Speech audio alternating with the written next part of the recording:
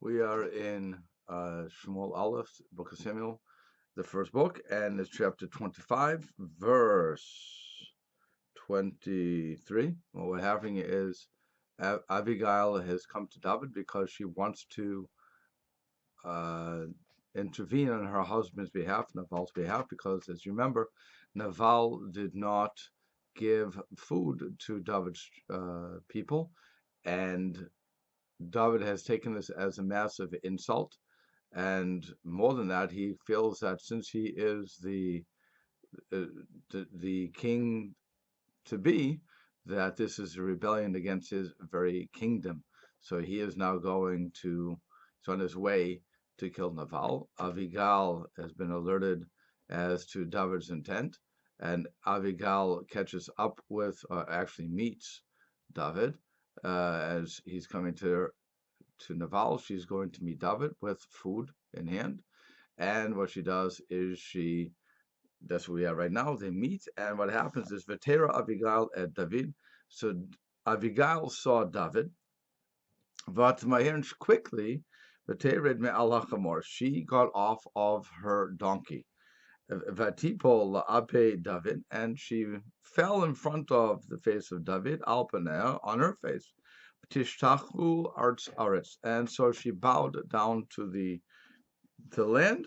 And what she's doing right now is setting up. She's a servant, and she wants David to listen. So she continues. Vatipol al raglav. She falls at his feet. Vatomer, and she says, Bi ani Adonai Adoni he'avon. The sin is in me. She takes him off guard immediately. Says, "You think you want to go to Naval, and you think that he's the one who insulted you by not giving your children, not giving your men food. Bottom line is, it's me. I am the Ikar Tabayit. I am the main person who takes care of the house. It's my fault that your people didn't get food. But let's continue. And now let your servants speak into your ears. In other words, I want to tell you my side of the story.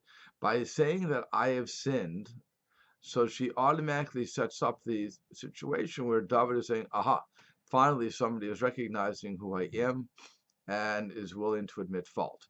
So once she does that, he is now willing to listen, which is why she says, let these words enter into your ears. Ushma, and listen, Era divrei amatecha, and listen to the words of your maidservant. She continues, again, setting up the whole scenario in which she is saying, you're the man, and I need you to listen to me. Al na yosim adoni elibo. Don't pay attention to my husband, as it were. Don't put him on your heart. El ish habliya al hazeh. He's a nothing. He's worthless. He's a worthless man. Al naval, on this man. Now she identifies al naval, on this person, Naval Kishmoken, who, because as his name was Naval, mean ungrateful fool. And so that's just as his name, that's who he is. Naval Shemo, Navala Imo. Naval is his name, and he's ungracious. And that's why he didn't appreciate what you've done for him, all that you've done for him, namely protecting the sheep, protecting the men, taking care of all the marauders that will come. He didn't want to pay attention to that because, again, his characteristic is he's ungrateful. Vani amatecha, ve'avni amatcha, but I, your maidservant, Laura iti edna ariadani. I didn't see the men, your boys, come to my house, Ashir Shalachta, that you sent. So really, again, it's on me. My husband is ungrateful. He's not going to give anything, but he's not the one you should be going to. It should have been me. I should have seen the boys. I would have gladly given them food, and I would have had maybe invited you over, whatever the case is going to be. I would have done the job correctly. V'yatadani, Chai Hashem. And now, my master, Chai Hashem, as Hashem lives, V'chai nafshecha, and as your soul lives, Shemana'acha Hashem mibo b'damim, that Hashem has stopped blood from coming from your hands, from coming, right? V'hosha yadcha lach, and has stopped your hand from doing this. What was she concerned about? You remember before, we were talking about that David is considering himself the king. Bottom line is, he's not yet the king because Shaul is still the king. Shaul is very much the king. and he will be the king until he dies. He will not be deposed. So what she is saying to him is, you think that Naval is disrespecting you as a king, more b'malchut, rebelling against the kingdom. Bottom line is, you're not the king. You will be the king one day, but right now you're not the king. So that's number one. You also think that if I don't avenge this what he's done, so then other people are going to take it upon themselves to do. She says, don't worry about that. He's a nobody. He is ungrateful, and it's nothing that you should consider. And that's why she says, now, you can Naval Ivecha, all of your enemies should be like Naval, powerless to do anything against you. Vakshim El Adoni Ra'ah, that's going to request bad from my master. If they're all like Naval, she's saying, you have nothing to worry about, because he's ungrateful and he's a fool and he really has no power. So if you would avenge this misdeed, then what you're doing is setting yourself up to be avenging yourself of people who are lower than you. As the rabbis point out, we only have to worry about people who are at our level. If somebody is below our level, even spiritually or otherwise, and they insult us, we don't pay attention to them, because we know that they don't know what they are talking about. If somebody is at our level, on the other hand, and they insult us, at that point we feel hurt. And that's when we may want to do something that's incorrect, but nonetheless, that would be at least understandable. But somebody below your level, it would be like a child says something to an adult. The adult isn't going to listen. The child is a child. But if an adult says, if somebody on that person's level says something, so now the adult has to take at least notice. And she's saying, David, you have nothing to take notice of. And if all your enemies are like Naval, which they're lower, they're not even at your station of life, so then what do you have to care? What do you care? It doesn't matter. So there's sort of two things she's saving him for. And he says, now she says, now look, this bracha, which is bracha, the food I brought, this gift, that your servant, your maidservant has brought to my master, and it was given, it should be given to the young men who go along with or walk at my master's feet. In other words, I'm bringing food along with you. Again, my husband didn't do it. He didn't call me. He should have called me at least. He should have said, we have some visitors here. Nonetheless, he didn't. But you know what? I'm making up for it, David. I'm bringing the food to you. And she says in verse 28, Sana lefesha amatecha. So now please, or lift up, or forgive the transgression of your maidservant. Isn't it interesting? She didn't say chatat. She didn't say the sin. She said transgression, which would mean that she did not purpose.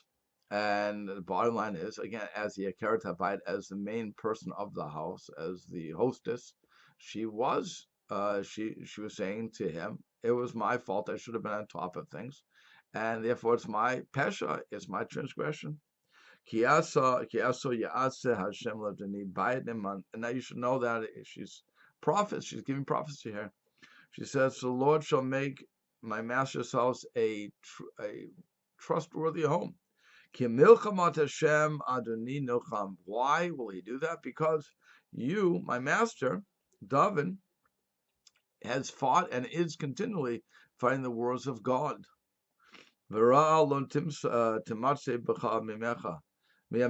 all the evil will not find its way to you all of your days. An example was, she says in verse 29, Adam, a man arose to pursue you. This could be Goliath, this could be Shaul, could be either one of those. And he wanted to get your life. But the soul of my master, again, David, is bound in the boundaries of life. Et Hashem lokecha, with Hashem your God. Nefesh avechi kalena b'toch kaf hakala. And this seems to be a reference, this line, where it says that the soul of your enemy will sling, and the hollow of the sling seems to be comparing it to Goliath. So he's on two sides. Again, Shaul is running after you. Now, Shaul at least has an excuse.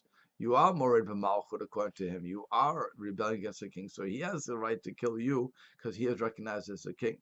So when he comes after you, so it's not as bad as when you go after Naval, because again, you don't have that power yet.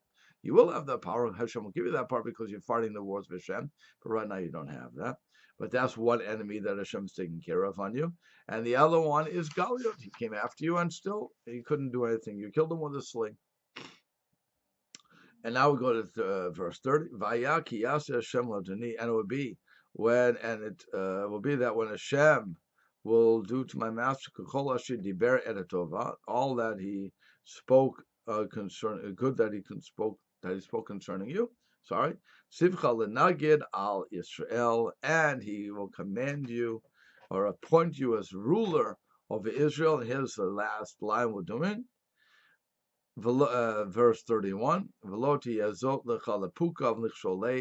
so that this action of killing my husband should not be to you as a stumbling block or remorse of heart, or to spill blood needlessly, innocent blood. And it will save my master from this. So my God will be good with you. And that's when you'll become the king. And you will then, when a case comes before you of a poor person or a rich person or whatever is going to happen, if you have to order somebody's death, you won't have to wonder, oh wait, I did the same sort of thing. And so she's saying, that's why I'm saving you from a stumbling block. And he was thinking that she wanted to get together with him, as it were, and commit adultery. And so the rabbi said that he was actually willing to do this too. And she's saying, no, we have to have no sins here, no remorse of heart. And therefore, if you do that, then when you become the king, everything goes well for you. And by the way, when you become a king, the last three words, you should remember your maidservant. You should remember me, Abigail. I'm Abigail. I saved you from two sins. One, killing my husband for no reason. Again, you don't have a license to kill at this particular moment. When you become king, you'll have license to kill, and even then you shouldn't kill because he's below your station. And number two is you want to do something inappropriate right now with a married woman. I'm saving you from that too. And therefore, in the merit of all the things, you'll become the king. And as we know later on, she does actually, because Naval will die pretty quickly after this. So she will become David's wife. If you like this class, please subscribe to the channel, like it, ring the bell. If you'd like to ask questions, please put those in the comments, and I'll try to get to them as soon as possible. Thank you.